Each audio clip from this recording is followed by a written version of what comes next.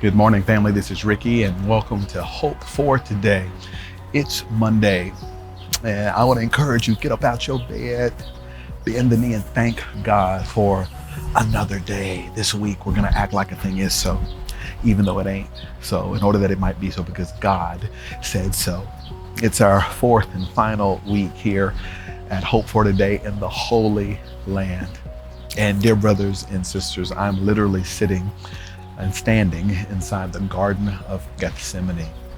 Just over this wall is the Temple Mount. Just on the other side of this wall, literally 5 feet, is the path that Jesus would have taken a week before what happened in here in the Garden of Gethsemane on Palm Sunday.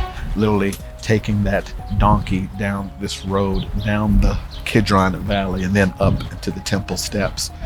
But as you can see behind me, our pilgrims here just went to Matthew chapter 26, where we talked about that fateful night where the agony and pain on Jesus was so great that he prayed 3 times that God would let this cup pass from him. I want to talk to you about your Gethsemane as we kick off our week together. What is something that you know God is dealing with you about?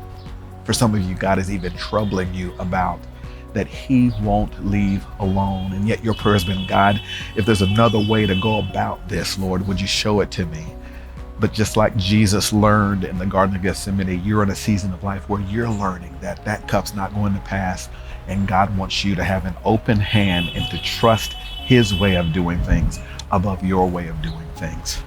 Matthew chapter 26 tells us the story of the Garden of Gethsemane, where Jesus prays to God, God, if there's any other way, Lord, would you let this cup pass? Nevertheless, not my will, but your will be done. I want to encourage you this week to experience Gethsemane all over again, to boldly pray the prayer, Lord, if there's any other way, Lord, let this cup pass from me. Nevertheless, Lord, not my will, but your will be done. I'll close with this.